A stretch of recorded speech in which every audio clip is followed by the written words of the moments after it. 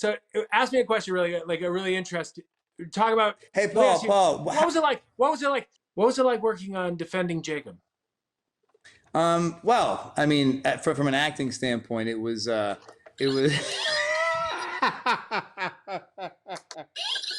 go ahead. No, you were saying no. Keep going. Keep going. Well, Chris, I'm so happy to be sitting here talking to you. Yeah, me Okay. too, buddy. How you been? I've been all right. I've been okay. I was, I feel as if, full disclosure, I'm a little hot and sweaty because I thought that this was in an hour, but it's not. It's now. Hey, man, I like the honesty. Are you in New York? I am. Yeah. Yeah, nice.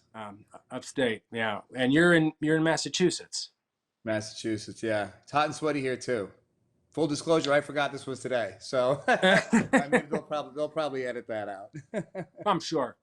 Well, you say that you're in Massachusetts, and how fitting, because that leads me right to this first question I have for Perfect. you Perfect segue. about Defending Jacob, which Okay. is set in that part of the world where you're from. That's right. Uh, did you know this book? How did this whole thing even come about?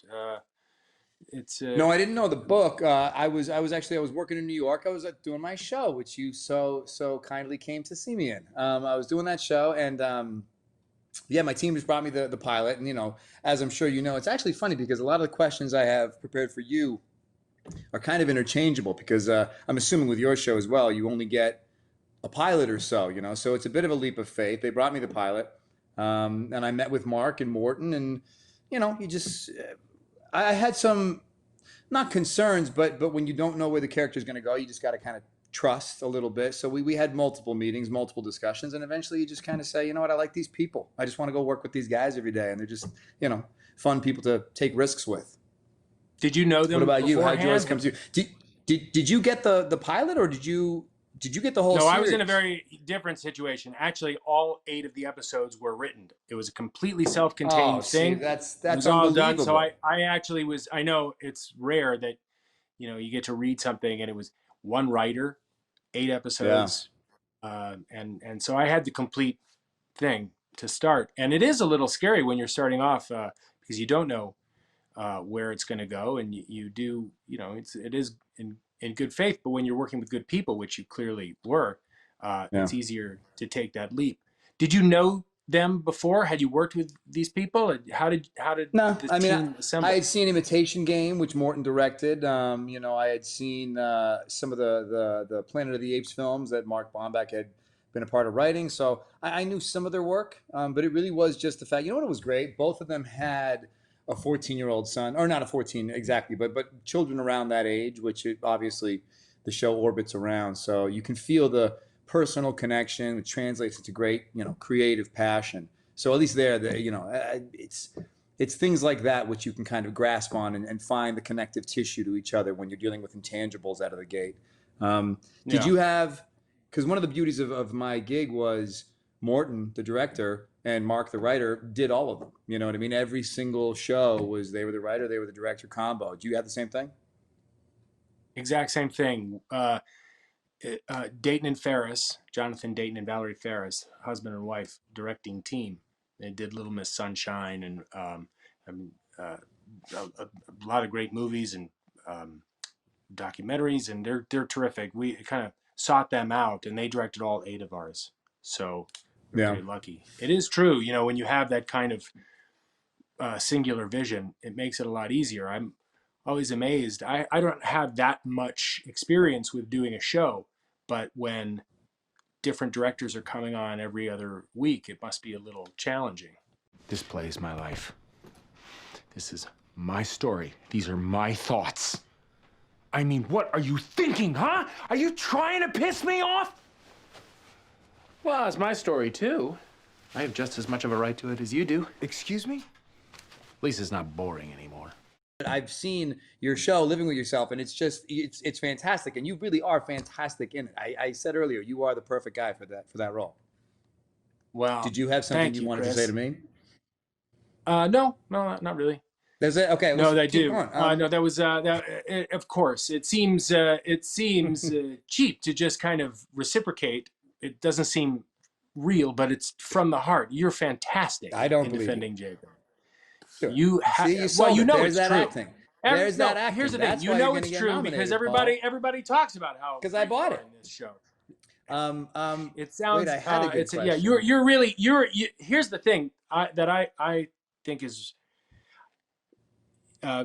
it's very convincing, and it is an incredibly intense situation, and a character that is really, with each episode getting closer and closer to this manic state. I mean, how hard is it to sustain that frame of mind for 8 episodes? Well, God, I mean, the real question that really should be yours, especially given the content of your show. But I'm curious as to if you had all 8 episodes up front. I wonder if your shooting was different because obviously it wasn't chronological, so you might shoot something in one day that's episode 1, and then in the afternoon episode 8. So you really have to hold this entire story. Ostensibly, it's an 8-hour movie. You have to hold this Yeah. whole story in your head and really kind of turn knobs to really extreme degrees, from minute to minute, from scene to scene. But that was the beauty of having one director. I can't even imagine having to swap out directors for each episode and still try to holding that story in your head would become a solo effort. When you have the same people involved every day, they really can kind of hold your hand and walk you through. They were a part of everything that was shot. They know everything that still needs to be shot, and they have their finger on the pulse of the story. You know what I mean? So then they can kind of modulate the performance accordingly. I was going to ask you, I think the thing everyone wants to know, did you get paid double? Or No, did you? no, No, that's I didn't. bullshit. Nothing. Sorry, see, I felt like I had to swear there. I No, know I weren't supposed to swear, but I think I had to swear there. it's That must have been really hard, though. I mean, I can't imagine having well, to. it was What was the process? Would you shoot one whole side and then no, it was walk me one through of it? one of the appeals, and I'm sure that you found this to be true too. Is you're when you've been doing this kind of thing a little while, you want to try new and exciting things, and the idea of playing 2 parts and having scenes with myself was something I'd never done before, and it was a challenge. But as a result, we are because you're location dependent as well. We're shooting a scene. It could be in episode 1, and then it could be again in episode 4. But we're shooting also the same scene from a different point of view. So we would have to do scenes, the same scene in different episodes in different ways, and then have to do them again twice because it was 2 characters. So it was a very strange thing to try and keep it all in order, and Would you remember from moments? Obviously this is a real pretentious platitude, but acting is listening and reacting. So would you remember if you were doing one side, one version of yourself, would you have to remember the choices you made and then kind of say, okay, take 1, I did this, so on the reverse, don't forget, take 1, I got to try and, it's like little puzzle pieces, you have to make sure each choices respond to each choice you make. Would you actually have to make like mental notes of the choices you made from take to take? I did. That's unbelievable. And it became a little bit easier. It's a weird thing that you just, there's no one way of doing it, I guess. I mean, I've talked to a couple of other actors that have done this kind of thing, and the thing that I got before I started was that everyone's approach was different and is different, and you just kind of find what works best for you. And then I found, because I didn't use an acting double, and I didn't want to be reacting to somebody I was acting opposite, even though I was just going to ask that. So you're just reacting to nothing. So I was reacting. What I did, the way that we did it was, I would record the lines. I would read the scene, act the scene with the sound guy, and he would just on a boom mic, or we would just do it as an audio, and then he put it into his system, and then on an iPad we had each line as cues. And so whatever character was driving the scene was the character that I would film first. And I would rehearse the scene for the camera and the crew as we felt like the blocking, this is the way it should be, this is the way it would look. I would then act it, imagining I was opposite, and I had an earwig in my ear.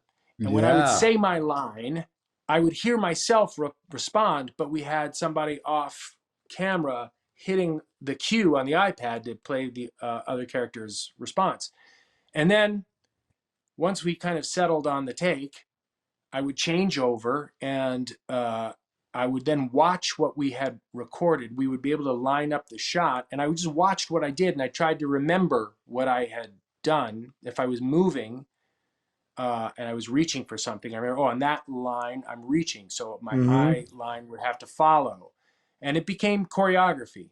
And it was a really So you'd almost cool pick, experience. so you pick the hero take, or it wouldn't be like if you did, let's say you did 5 takes, you wouldn't say, okay, when we flip around, I'm going to, for the earwig lines, first take, I want the lines from take 1. Second take, I want the lines from take 2. Like you weren't, We would just you kind of weren't, settle. We would just kind of settle on you'd pick the which hero one we take. were going to use. Because That's great. the thing is that we That's didn't, great. we didn't have that much time. It Of course, we it's got to when be a you're shooting nightmare to these, have to as, do. as I'm sure you experienced as well. You don't have. It isn't. It is like shooting an 8-hour movie, but you're shooting it in normal movie length. Time. The time it takes to shoot it, an hour and a half or 2-hour movie. And then there's a the scene technical where stuff. when you first come out of there's no spoilers, right? It doesn't matter. When you first come out of the spa and you're driving and you actually go running through the corn, as I was watching it, I was like, I feel like that at least once a day in Massachusetts. That's just kind of my general, like, I was like, that's a real good like benchmark, just a good little check-in for my life to be like, that's a good sign if I feel that way without being a clone. I'd give anything to be you. In fact, I just did. 50,000 to 2 guys in a massage parlor. Well, thank you for that. It's working out just great so far. All right, you know what? I'm sorry. But to be fair, when I did that, you were me. So in a way, it's your fault too. Also, why don't you age? Are you drinking baby blood? I most certainly age. I especially these days. Oh, you know what? That actually bleeds nicely into this next question. Your first acting job was Sisters in 1992. How has TV changed? Did they make the list for you of questions? Have they made a list for you of questions to ask me? I'm only picking a couple, but I want. No, that's fine. I think. What are some of this would be good? What are some of the go through the questions that they want you to ask me? Well, they had one that said, "What was it like being on Friends?" And I actually have a question that I specifically have always thought. It's not a question so much as it is just an attaboy. In terms of Hollywood, you are a part of, like, it's amazing just to be a part of any, community. I'm in the Marvel world, and you are a part of Marvel. You're a part of Friends, and you're in the Apatow crew. Like, those are 3 real clubby, clicky, like benchmarky things. Like, I can't think of anybody else that has such a kind of widespread affiliation with so many different genres and groups. What does it feel like to be awesome? No. Well, that I definitely don't know. No, here's the good question. Which one are you most proud of? And just remember who's in the room. Well, it's interesting because they do seem like kind of pockets and chapters in life, and I guess it's just been around forever. But where'd you make the most money? There is a little bit of a kind of a Forrest Gump feel to it, where for a while I was in this world that people know, and then this, but at the same time, in something like Friends, the show was about them, but it's an interesting thing to be a part of. I came on at the end and was only in it for just a blip, but I felt like, I just don't want to get in the way. I'm like a prop on this show. I'm not, it's not about Mike Hannigan, but there's a very interesting feeling to be a part of something that has that kind of profound impact on pop culture. And What do you get and most I never recognized ever for? I never get What do you comfortable with get it. I mean, like? I experienced that with Avengers too. I I was mean, going to say, you because know, even in the Avengers world, it was kind of like, welcoming into the fold, but very quickly. Like, I can't imagine you not gelling with the group. So I'm assuming you kind of just you're like sorbet, just a palate cleanser. You know what I mean? It's an always welcome addition. you know, There you that's go. the There you nicest thing anybody's go. ever said to me, Chris. Thank you. There you go. There I you feel like we're go. just talking all about me and my career. I haven't even, You're just- you have. I mean, my God, I want to talk to you and ask you all sorts of interesting things. But in the meantime, we'll continue with me. The Sure. the thing is it is a surreal feeling to be a part of something that is seen in every country. And when it was working with you on Avengers, really on Civil War for that first time. Yeah. That scene that we had where we were in the car park, Yeah. and there I think it's the first day I met you. Yeah, and there was a real kind of oh wow, nervousness about Scott Lang, and I just really kind of played into that because that was part of what I was feeling anyway. I'd look around Yeah. and think, whoa, there's there's Chris Evans and there's Sebastian Stan You did and not wow, think and that there's at the all. suits. But Like seeing okay. this, I remember there was we were filming that whole sequence, and we were all kind of having to change into our suits in this. Do you remember there was like a little makeshift locker room Yeah, that it was a they little put tense. on Yeah, of course. and I remember like we're all kind of like changing into things, and I saw the suits on the racks, and it was like, yeah, it felt like being I don't know if it you felt like remember being in the this. locker room of a Super Bowl winning football team. I don't know if you remember this. On that day, it was literally the day I met you.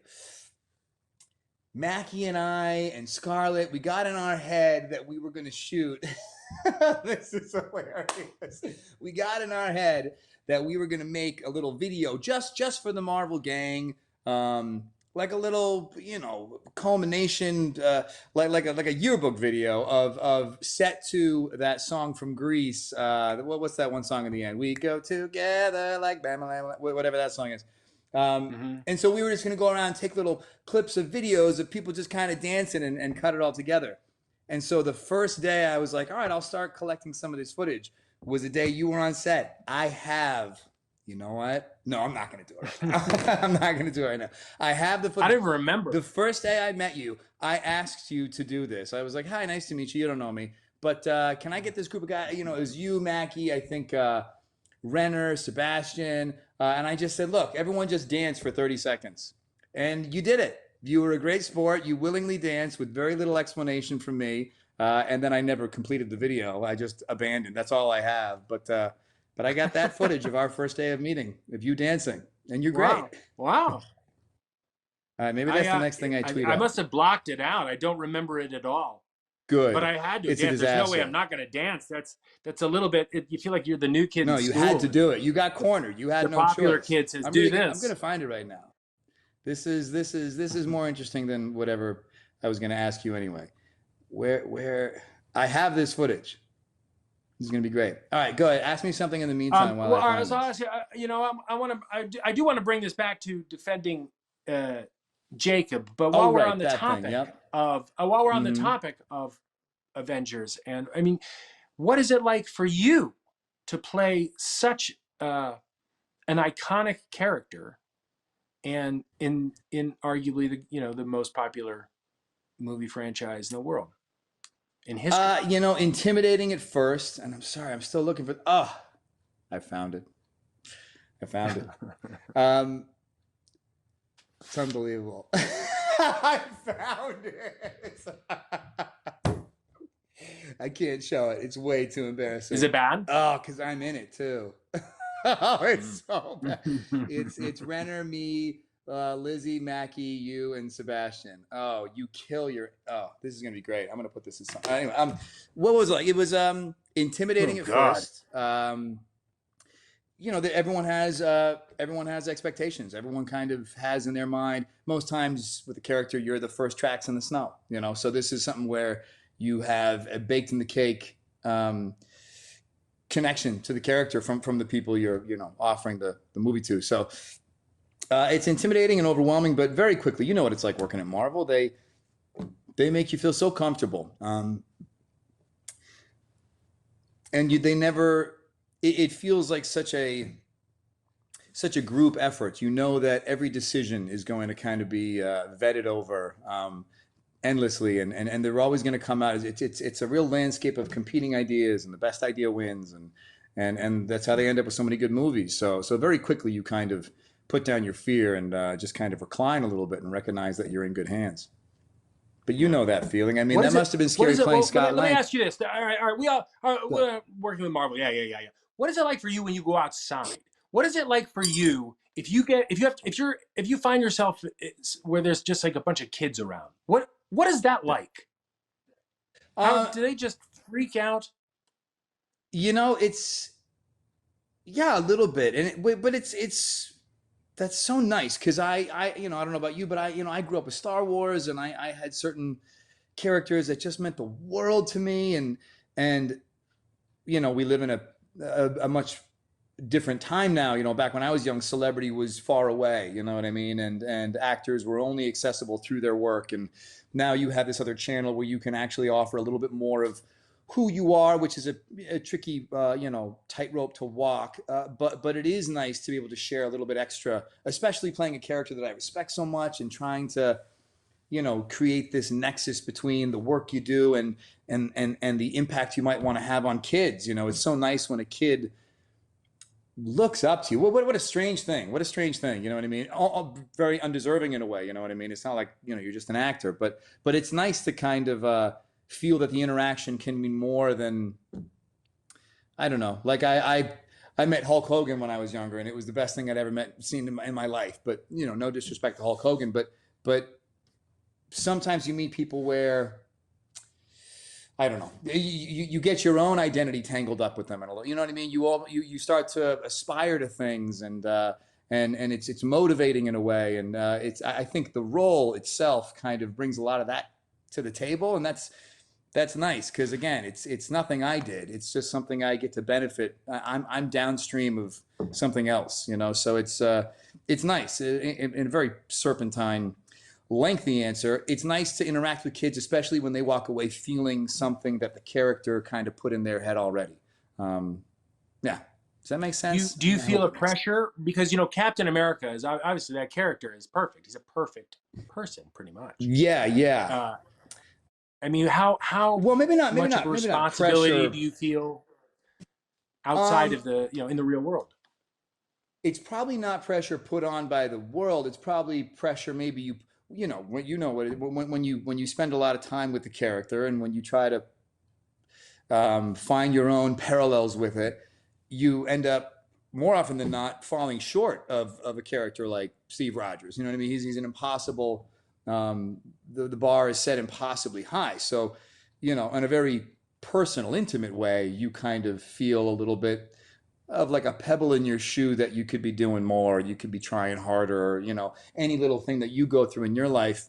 If the narrative in your head for 10 years has been trying to think how this character would think, it's hard not to absorb at least a little bit of it and like I said, end up feeling really bad about yourself. No, but it's and I wouldn't say I feel pressure from outside. I'd say you put pressure on yourself, I suppose. um, in the Marvel vein, Is come on, I'm hitting the ball back to you. Well, No, hold on. no, I was this one's just gonna going your say way now. because This this one's was going I your was way bringing now. this was such a tee up for a defending You were doing something? Jacob Okay, complete. segue Finish the shot. Come on, because finish it. you Dunk have it. it's a opposite end of the spectrum here. I mean, a noble pursuit, but my God, this is a guy who's really tormented in different ways, and is part of the Oh, appeal to play a character that is so different than what people are used to maybe seeing you in mm, if they only have would maybe know about Captain America even though you've yeah. done so many things. You know, I really am.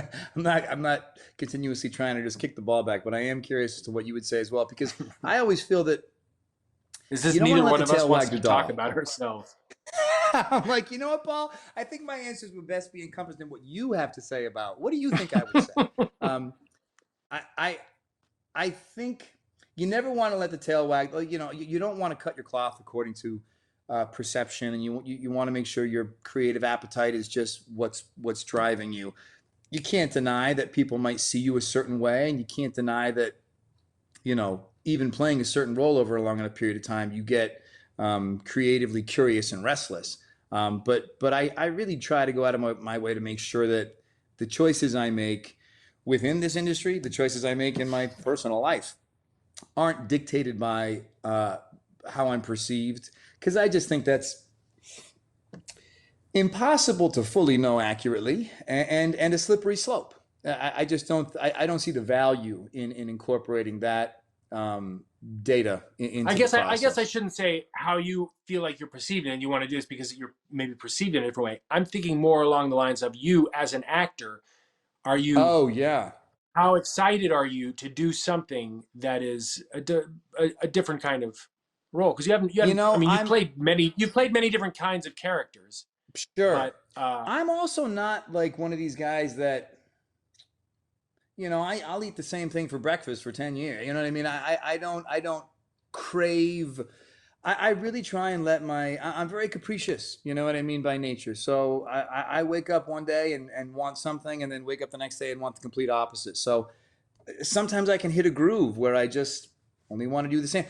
Basically, it's not that I wake up and only want to find variety in my performance. I might find a character that is in the military and is magnanimous and taciturn and all these Captain America-esque qualities, but if there's a great director and if there's a great writer good and I just words. feel like collaborating with them, you know, I'll pursue it. So there's a real cocktail of reasons why I choose to do what I do, but like I said, I could be, you know, incredibly varied, or I could be incredibly quotidian for a long time and not mind. How about yourself, man? I'm Because I just mean, people know you I as don't know, just the man. I'm most just sitting affable here guy on the thinking about planet. all those amazing words you just used in the last minute.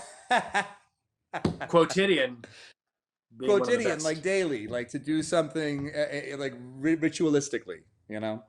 I only know it It's a as good in word, pan right? quotidian. You know what's so funny, Paul? I can't even believe you're giving me credit about being a wordsmith, because you know for a fact. So we got, to all you viewers out there, we were big into Boggle during the Marvel movies, and I'm going to tell Oh you yes. right now, this is without fail. It's without fail. You could be playing with a group of 20 people. The person who is going to win is Paul Rudd. The person who's going to come in nail biting second is Don Cheadle, and Ruffalo will be way at the end. Ruffalo, although one day Ruffalo, he'll have like 2 words on his whole list, but he got asbestos. He found asbestos on the boggle board. It's a real anomaly. Anyway, He that is that is pretty impressive. But that's because yeah, Mark fights the valiant fight. He's probably out right now marching against asbestos true. reform. Yeah, I was going to say he has no time for children's games. He's doing like, you know, God's work. True. Yeah. Uh, What else those did I are have? fun. Those boggle games. I liked that. That in between You were all of our phenomenal. You were takes, phenomenal. I'll, You found words. You well, never stopped writing. It's incredibly infuriating. You want to like knock your pad and paper away because I'm just staring at the board waiting for it to speak to me, and you don't stop writing. Your pen is moving the whole time. do you consider yourself a competitive person? I'm about to flip this table, so a little. Just thinking about losing consistently. Yeah, tell you what, I like competition. I don't think like it doesn't put me in a bad mood if I lose, even though I just said I was Mm-hmm. going to flip the table. You know, I think it's fun to get involved. It's fun to, you know, be passionate about it, but I don't carry it with me. No, Right. does Yeah. that make I mean, sense? say, like whenever no in those kinds of games, I get super competitive and grow. You know, Yeah, if there was any kind of group activity like a Trivial Pursuit or any kind of yeah. game, kind of growing up, I midway through You I care. hated myself. You I care. cared. Yeah. It's taken a lot I'm of with you, work man. to like be cool during games, because sometimes I would just I didn't like the way I did, and I'd get really into it. Yeah, and I didn't. Yeah, that I'm was a good wondering set for games. if you ever had to deal with that. Did you get that competitive about things? Competitive? No, I mean, well, I tell you what, acting is a great. It's like if you're gonna like break a mare or something. Acting will kind of break that in you, because you won't. It's very cyclical. It's very never ending. Even if you kind of get the medicine for that competitive nature, it reinvents in a heartbeat. So acting, if you want to be endlessly miserable, be a competitive actor. You know what I mean? If you want to kind of find peace with this industry, you got to kind of put that down. Save it for Boggle. You know what I mean? But when it comes to this industry, I got to say, I don't consider myself at all competitive. I actually feel like a real champion of the other people in my profession. I think everyone's phenomenal, and give me 3 beers and I'll just go around the room congratulating everybody on just being the greatest person. But yeah, I think competitiveness in this business was it's toxic. What about within your family, like your brother? Do you like Oh, compete? fuck them. I'm just kidding. Bleep that one out. No, Your no, my brother and sibling? I too. I mean, my brother and I are wildly competitive in terms of he was doing quarantine with me, and so we have an all time record on our phone for ping pong, for shuffleboard, for Mario Kart, for everything. So we were really adding to our all time list. So him and I take things real seriously, but again, not professionally, not in the acting world, and you know where Right. where it could really create a rift, we put those weapons down. But board game will not talk for a few days. I have to tell you something. Something that's gonna come out soon.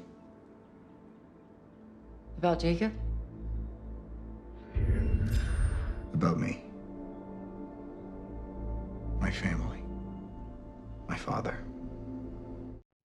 Playing Captain America obviously comes with pressure because he's so well known. I didn't know Ant-Man as well. Is there pressure trying to bring a character that you kind of get? It's not one of the names. It's not Superman. You know what I mean? It's not like Batman. Was there pressure to kind of say, all right, this is going to be a franchise? It's not like a supporting character. You're getting a standalone movie. Is there pressure to take a character that's one of the lesser known comic book characters and make sure he can like be on the level of what Marvel has come to expect? Yeah, I mean, there's probably, look, there's pressure at every single move you're making, kind of in this world. I think in the Marvel Yeah. world, and how much you really let it affect you is uh, the key. I figured there's probably just pressure entering the Marvel universe and this film canon that is so popular with so many people all over the world. Mm. Yeah, you don't want to be, you know, the weak link. Uh, to take a character like Ant-Man, which yeah, very few people knew, um, was and people would think, they would ask me, like I say, I got this part, I'm playing Ant-Man, and then they'd say, well, what does Ant-Man do?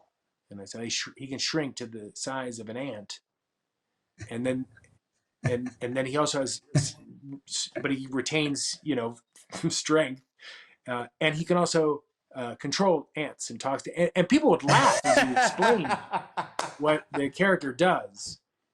And it was me playing it, which is not, I'm not the first guy that I think people would think of when it comes to playing a big superhero.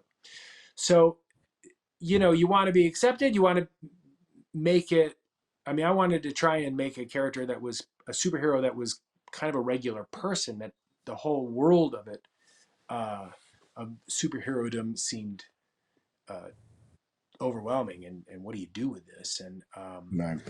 in a way to make it somewhat identifiable. But there's a pressure, and then there's also a pressure, as you know, because you've met many people who do know a lot about Ant-Man. In fact, might know everything about Ant-Man. And there's people Yeah. who know everything about Captain America. And these characters are important to many people, and Mm. you don't want to just, you want to treat them with the respect and hopefully do the character a service. And certainly the character that was the way it was created by Jack Kirby and Stan Lee and and everyone at Marvel. I mean, they've been around for a while. What is going on with the next Ant-Man? Like, I'm not even sure what's happening with Marvel right now. What's the future plan? There is a third, right? Well, yeah, we've that's the idea. I mean, I don't know what I'm supposed to say and what I'm not supposed to say, but with this quarantine, who even knows anything anymore? But there's no plan on. Um, Is there plans on shooting anytime soon? I'm not going to Yeah. be able to say anything, Chris. You know No, the of rule. You course know the not. I deal. mean, I know the drill. You I don't know what I'm doing. I don't know why I'm you got asking. it. I might as well ask what your paychecks are. I don't know. Paul, what's your penis size? It's even bigger than my paycheck. There, I mean, and put in your own Ant-Man joke there. There, so you're talking about how the creators of the show have teenage sons, and then Mm-hmm. you don't. No. And it what was that like playing a dad? Yeah, I loved it. I mean, I had a wonderful relationship with my father. So, if you have to kind of find parallels in your own life to draw from, what a lovely avenue to kind of stroll down to try and remember all the sweet moments I had with my own father and the depth that love can reach. And obviously it's a little bit of a darker subject matter in the show because obviously that love leads him to kind of bend his ethics, his morals, but for the sake of something that I would consider really, really pure and something that I would probably do as well, for the sake of my kid. So yeah, you're right. I don't have a kid, but it was a really enjoyable role to play. I even down to the posture of poking your head in your kid's bedroom door and just saying goodnight and just those little kind of the physicality of that and the kind of cadence of that is something I remember so well and contributes to such a healthy, secure, safe part of my childhood. And it's so nice to kind of play the role that provides that in the face of this really, really awful circumstance where that thing you love so much, this not just your kid, but the family dynamic, the identity that you get tangled up in at being a father is this thing that you fight for, and that's obviously what the character's fighting for. So, in a lot, sorry, I'm scratching my dog. I'm not like doing a weird thing under here. Yeah, it was Is actually that what it's lovely. It was called? really enjoyable. Obviously, it was a there's a lot of darkness surrounding the plot, but just for the sake of trying to every day think about how much you can love somebody and something and how much you can fight for something, and defy morals and your own personal code for the sake of someone else is I don't know. It's kind of lovely. It opens you up a little bit. It was great. Hmm. How did you wait? Tell me again that you're not it's not you're not a detective. You're like a prosecutor, DA, district attorney. the DA, right? You're right. Okay, so then you get this part, and you're playing a DA. Mm-hmm. How do you know what it's? You don't have a son, but you know what that. How do you play Yeah. a DA? Do you just follow what's in the script? Do you talk to the director, or do you talk to DAs? How did you go about preparing to play that role? Luckily, a lot of the people we had hired, it takes place in Boston. So a lot of those other roles where you have, whether it's, the judge or the bailiff or, all the people in the courtroom who are hired to play these, 1 or 2 line roles. We also wanted their accents. So you get a lot of people who are authentic to the Boston area in this part. They not only have the accent, but they have the vernacular. I mean, they know what to say. They know what this wording is. So just kind of talking about, it's easy to get carried away with the performance of a scene like that, and like, well, would a DA ever say that? Is this grand? Is this TV or is this grounded in reality? So simple things like that. The writer of the book, William Landay, was on set quite a bit. He I think he actually might have. He was a DA, but yeah, we actually had a nice group of people on set to kind of keep us in bounds. It's like when you do a movie where you play like military or something like that. You need someone in there who's Yeah.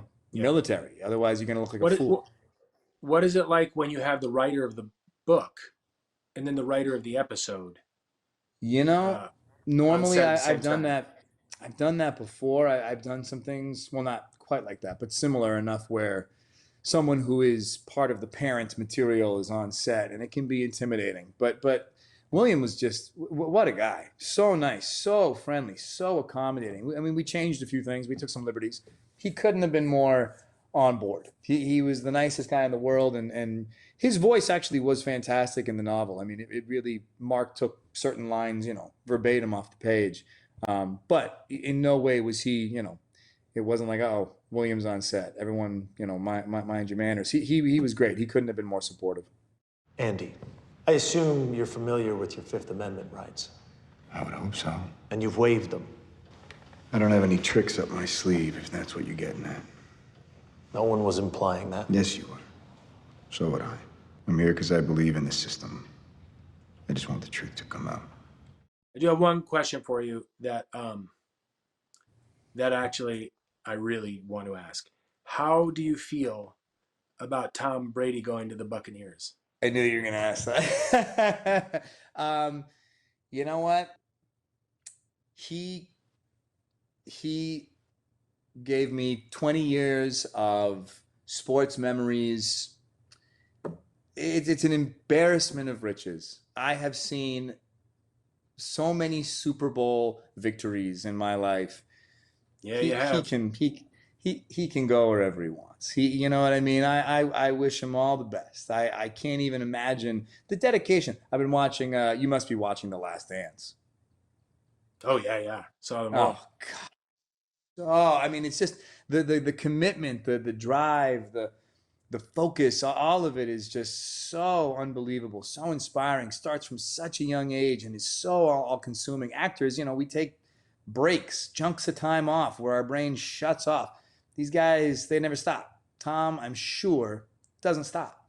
And for that, at his age, whatever he wants to do, however he wants to see his career finish out, I wish him all the best. Are you going to root for the Buccaneers? I will never buy a Buccaneers jersey. But look, put it this way. If the Pats aren't going to make it, I'll probably be tuning into some Bucs games. Yeah. How about your boys, man? How about your boy? How nice is it to know you have the best quarterback in the league and he's like 16 years old? Like, you guys are going to be good for 15 years. God willing. This is I mean, this is it. You He's the and you best say the quarterback in the embarrassment league. of riches. You've only known what it's like to grow up with Super Bowl victories. True. I True. feel, this is the first time in my life. It's an incredible feeling. Get used to it, because you guys aren't going anywhere. Get used to it, man. This is the new normal for you guys. KC is the benchmark, and it's really because of that guy. I mean, the whole team's great. Great coach. You guys are great all around, but that man, that dude, he's special. Whoo, it's unbelievable. And a great it's guy. fun to watch. Yeah, and that's what makes it all the sweeter. Yeah.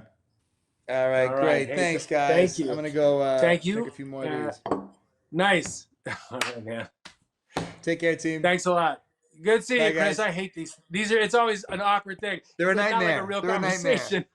They're awful. Yeah. You made it much better. Thank you. Yeah, as did you. I didn't want to, by the way, only because I was right behind. I didn't want to do this in front of a bunch of books. I look like an I asshole. was gonna say, what are you, fucking? What are you, fucking professor? Oh, Professor Rudd. I was running late. I was running late. You should have done it in front of the Cabbage Patch Kid you have on the desk, because we all got a glimpse of that too. There you go. This guy right here.